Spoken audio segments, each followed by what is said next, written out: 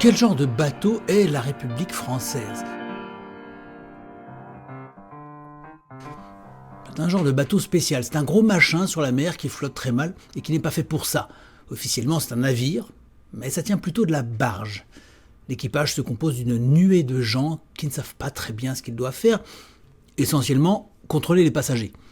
L'équipage est pourtant payé par ces damnés passagers dont on dit en haut lieu que ce sont des gueux infects et descendants. Le problème, c'est que sur 10 € versés, un seul arrive dans la poche de l'équipage. Le reste disparaît mystérieusement. L'équipage a de grandes, nobles missions précises. Compter le nombre de vagues, repousser les passagers qui s'aventureraient sur le pont, fouiller les poches des passagers, mesurer la taille des ailes de goéland au jugé, mesurer l'impact de l'aile de goéland sur la vitesse des vagues, entasser de la paille autour de la chaudière, éventuellement du foin, des papiers et des ordures.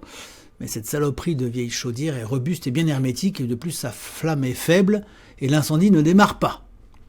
Hisser des seaux d'eau de mer et les verser dans la cale, fabriquer une quantité d'écopes dont il est interdit de se servir, insulter les passagers, cirer les chaussures du commandant, celles des seconds, qui sont une 50aine, et celles des troisièmes, qui sont 300.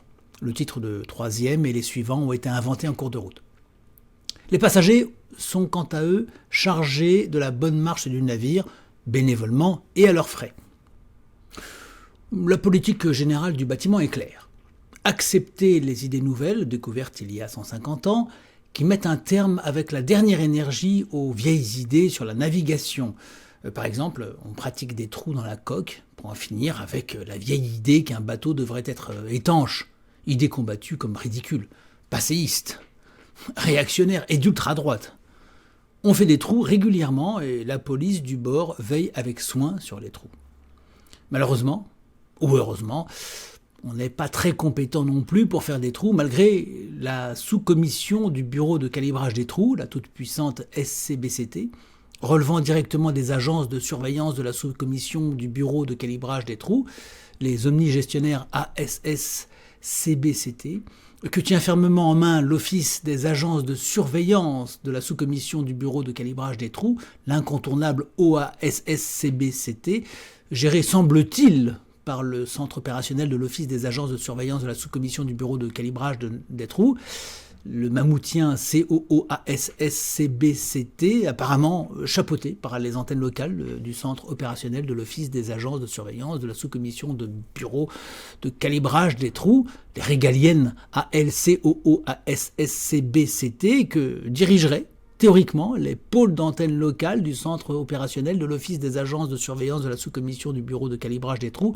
les intouchables PALCO ASC CBCT, dépendant en principe, mais là on commence un peu à perdre pied, et les liens sont moins nets, des bassins de vie du centre opérationnel de ces pôles d'antennes locales du centre opérationnel de l'Office des agences de surveillance de la sous-commission du bureau de calibrage des trous, les très discrétionnaires BV PALCO ASSCBCT, et enfin, au sommet, le très omnipotent territoire France des bassins de vie des pôles d'antennes locales du centre opérationnel de l'Office des agences de surveillance de la sous-commission de bureau de calibrage des trous, le célèbre TFBV PALCO ASSCBCT, dont on n'arrive pas à retrouver les membres, qui se réunissent en principe une fois par an, mais dont la Cour des comptes a quand même retrouvé ce que veut dire le sigle, c'est déjà pas mal, certains ont sacrément bossé pour y arriver. Alors cette administration, très fructueuse, est censée ne pas concurrencer les autres, chapeautée par la direction technique de l'évaluation des vents, le cabinet du directoire de l'immoralité publique, la réserve centrale des fonctionnaires, l'annexe des services de la répression du courage, la division trésorière du plan et le très fameux secrétariat général pour la conservation des secrets de Polichinelle, pour la diffusion du non-développement et l'expansion du conservatisme. Cela prend du temps et coûte un peu, mais ça emploie du monde et permet de se sentir en sécurité. Il s'agit également de faire en sorte que les passagers ne parlent pas de tout et de n'importe quoi. Il n'y a pas de trou, par exemple. Dire cela, c'est complotiste. Car on a changé le mot trou pour orifice. Sauf dans les noms d'organisations qui ont gardé le mot trou car les appellations sont sécurisées. Et si on change les sigles, tout le système plante. Il faut dire, nous cultivons le sens de l'orifice et non le sens des trous. L'équipe chargée de la sécurité du bord est en droit de jeter par-dessus bord les passagers qui s'intéresseraient un peu trop à la question. Mais usuellement, on les jette plutôt à fond de cale, car jeter les gens à la mer n'est pas très écologique. Il y a parfois aussi des incendies qui se déclenchent du côté de la chaudière. En ce cas, il faut agir vite et empêcher que les gens tentent de les éteindre, ce qui est dangereux. Les passagers sont priés de ne pas se faire justice ni sécurité eux-mêmes. On ne se sauve pas non plus soi-même des flammes. Il y a des pompiers de bord pour ça. Comme le navire est en métal, l'incendie en cours ne l'a pas encore coulé et comme il y a aussi une bonne quantité d'eau dans les cales, on a pour l'instant évité le grand problème dont on est prié de ne pas parler. Cette année, un budget important a été débloqué pour l'entretien des orifices dans la coque, qui avait tendance à se boucher de goémons ou de prêles, moules et autres coquillages. On a dû créer une nouvelle commission car le commandant a parlé de priorité nationale. Il y a des consultations et des débats au sujet de la nature qui, d'un côté, bouche les orifices et de l'autre en fabrique, par l'usure, l'eau de mer et le sel, car on apprend que la coque a des orifices qui ne font pas partie des programmes, incidemment. Depuis longtemps même, disent les complotistes. Un artiste a été prié d'emballer les trous dans une œuvre d'art perméable et une chanteuse importée d'un autre navire est venue chanter les trous perdus qu'on essaie de retrouver. Je fais une pause dans la lecture de ce livre pour vous demander de bien vouloir favoriser cette vidéo avec le pouce levé. Et puis, bien sûr, allez voir où l'on peut trouver ce livre. C'est ici, dans la description, sous la vidéo. Vous voyez, livre et formation, c'est ici. Et vous cliquez là pour récupérer ce livre dont je suis en train de vous lire un extrait. Et puis, j'ai également toujours besoin de votre aide pour l'instant. Votre aide, elle passe par Tipeee ou par votre don ici, même sans PayPal. Merci pour vos encouragements, votre soutien. Pensez à vous abonner. Merci de votre réactivité. Le combat continue. Je reprends. Un énorme budget est consacré à la lutte contre les réactionnaires. C'est aussi une priorité nationale, a dit le commandant. Réactionnaires qui disent qu'il faudrait que le bateau soit réparé et navigue vers une destination. Le bateau est en effet à l'arrêt, comme il convient. Ces gens font valoir une très vieille idée complètement dépassée selon laquelle, il y a très longtemps, les bateaux avançaient et servaient à quelque chose. Ce genre de propos nauséabond est combattu énergiquement et rappelle les heures les plus sombres de la navigation. Il est vrai que on voit parfois sur l'horizon des bateaux qui avancent. Mais ce sont des bateaux sous-développés qui n'ont pas encore accédé à notre niveau. Tous les écrivains officiels du bord ont prouvé qu'une idée ancienne était ridicule. Il y a des festivals régulièrement à ce sujet, des stars très connues. Toutes les publications, jusqu'aux livres de bord, sont unanimes et des experts désignés par le commandant lui-même confirment « un bateau, ça reste à l'arrêt ». Sinon, ça pollue et ça perturbe la vie des poissons. Tout a été dit là-dessus, on le sait parfaitement. Il y a même une journée du poisson. Et l'immobilisme a été inscrit dans le livre de bord. Y revenir est franchement révisionniste. Il faut agir fermement vis-à-vis de ces extrémistes, de qui viennent tous les problèmes. Et se mobiliser contre ces relents inadmissibles, toujours renaissants. Il s'agit d'être vigilant. Il y a une chaîne de télévision à bord qui le répète, car apparemment ce n'est pas bien assimilé. Cette chaîne est parfaitement complète dans son information. La preuve, c'est qu'elle est unique. Sinon, il y en aurait plusieurs. Mais les gens sont libres à bord, et heureux. Il y a plein d'avenir, ce qui prouve le pluralisme. Remis en cause par qui? Naturellement toujours les mêmes. Les conspirationnistes et autres complotistes abominables qui agitent les peurs et radicalisent l'équipage. Le but général est d'arriver à ce que le niveau de la mer atteigne le bastingage. C'est déjà assez compliqué parce qu'une grosse partie des passagers, et paraît-il de l'équipage, persistent à entretenir le navire à l'ancienne. L'eau fait des mycoses aux pieds, ce qui est désagréable et pose des problèmes de santé, laquelle est prioritaire. De plus, il y a de l'air à bord qui empêche le navire de très vieille conception de s'enfoncer dans l'eau. On nomme chaque année des commissions chargées d'enquêter sur les commissions, qui surveillent la commission chargée de l'évacuation de l'air du bateau. Certains passagers voudraient aller plus loin que le commandant, qui du coup paraît centriste. Ils prétendent qu'on n'en fait pas assez pour chasser l'air alors qu'on a nommé une trentaine de commissions par passager. On se demande ce qu'il leur faut. Le problème, c'est que l'air a tendance à occuper tout espace en mer. Et donc, cela impliquerait qu'on fasse le vide. Objectif considéré comme priorité nationale à l'horizon 2030. On discute poliment et on essaie de faire entendre raison aux récalcitrants par haut-parleur afin de les faire sortir de l'ombre. Rien n'y fait. Ils se raccrochent à leur vieille histoire de la navigation. Car, on peut le dire maintenant, il y a eu jadis un capitaine qui a fait voyager ce bateau et qui l'entretenait avec un équipage réduit. Mais c'était la période la plus noire de l'histoire et on est tenu de ne pas l'oublier car ce fameux capitaine a découvert des pays inconnus qui ne lui avaient rien demandé. Il a navigué au-dessus de poissons qui en sont restés choqués. Il aurait même combattu des pirates qui l'avaient attaqué, ce qui fait frémir. C'est de la folie. Il a répliqué à des attaques refusant de livrer son bateau. C'est abominable. Il y a plusieurs monuments mémoriels à bord qui célèbrent cette sombre période devant lesquelles les enfants sont tenus de défiler au moins une fois par an avec leur rééducateur.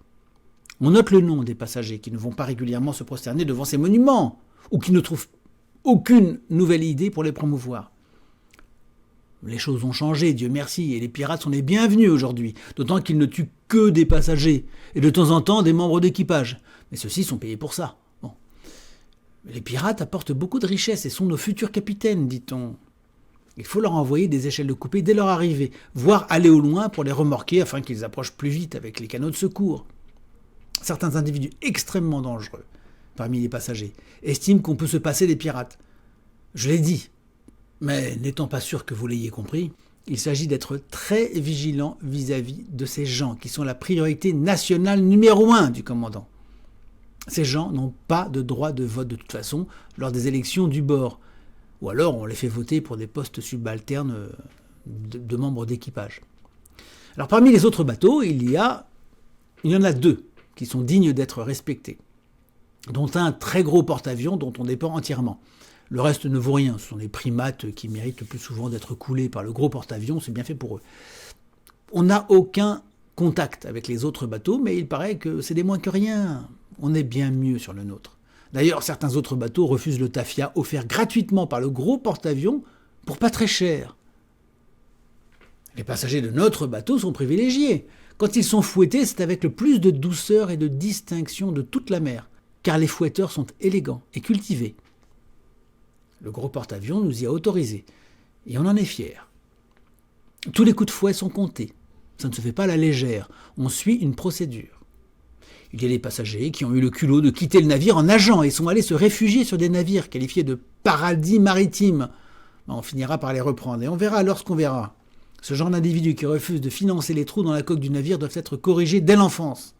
D'ailleurs, parlons-en. Les enfants sont priés de ne jamais regarder vers l'horizon, ni se promener sur le pont. Sécurité avant tout. Ils doivent oublier leurs déterminismes familiaux et apprendre les déterminismes du bateau. Rester dans l'entrepont à jouer avec les vis et les boulons, ainsi qu'avec les préservatifs usagés de l'équipage. Les passagers sont tous vaccinés, Dieu merci, car la pandémie a tué un marin la semaine dernière lors d'une chute qu'il a faite du haut du mât de Misaine. Un autre a été tué par la maladie en s'électrocutant, et encore un autre est mort du fameux virus en se noyant dans la mer. Tout ça est archi connu et facile à démontrer, la télé de bord le répète toutes les 15 minutes environ. Les centaines de médecins du bord sont formels, le virus est très virulent. Ils sont astreints à déclarer des cas d'heure en heure, sans quoi le règlement suspend leurs allocations. Cette année, tous les morts du bord sont morts de la maladie, ce qui a fait baisser toutes les autres raisons, ce qui montre les progrès indiscutables de la médecine. Le journal de bord précise qu'on s'assurera que la pandémie ne redémarre pas jeudi prochain, 17 mars, à 13h30 précise. Certains bateaux seront coulés prochainement car ils sont atteints de la maladie. Et ils ont de plus refusé l'amitié du gros porte-avions qui leur avait aimablement prélevé leur moteur et leur gouvernail. Notre bateau est un et indivisible, à part les pièces qui se détachent et coulent à pic. À bord, on peut faire des stages. Il faut d'ailleurs, c'est important, notamment celui sur comment se noyer sans douleur, la noyade rapide et facile, que ne pas faire quand on coule, l'art du trou, mourir dans un incendie pour les nuls, etc. Lors d'un dégazage, alors qu'on avait une magnifique nappe de fioul autour de la coque, un imbécile de passager a jeté une peau de banane à la mer. Certains sont totalement inconscients des dégâts qu'ils causent sur la réputation du bateau et l'environnement. Mais le pire reste ces gens radicalisés qui parlent de ne pas couler, ça revient sans cesse. Or cette question non seulement n'est pas à l'ordre du jour, mais le gros porte-avions et les autres bateaux ne nous ont pas autorisés à en parler. Il faudrait faire une demande, si jamais. Réunir tous les bateaux, débattre de savoir si on pourrait en parler, c'est très compliqué, et seuls les capitaines peuvent le décider. De toute façon, l'équipage n'est absolument pas formé pour ça.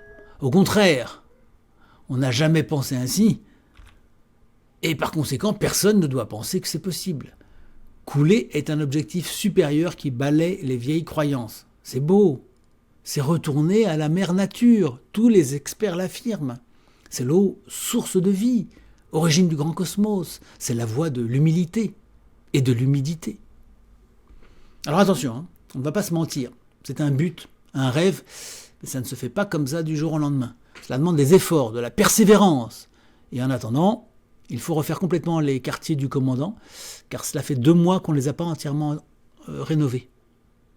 Les passagers qui disposent de moins de 10 € doivent partager avec les membres de l'équipage qui ont plus de 200 € par solidarité. Couler, c'est un art de vivre. Il faut le faire réglementairement. Couler, c'est bien, mais ça ne se fait pas à la manière préhistorique. Ça s'organise, c'est scientifique. Et qu'on ne parle plus de flotter de grâce. Cela appartient au vieux stéréotype de mer, c'est du survivalisme, c'est un vieux déterminisme de mâle blanc, et donc idiot. Croire qu'on peut flotter relève de la religion. On est prié de garder ça pour soi. Nous sommes tous tolérants, bienveillants et empathiques. Mais ceux qui ne comprennent pas, on les passera par-dessus le bastingage, c'est clair ?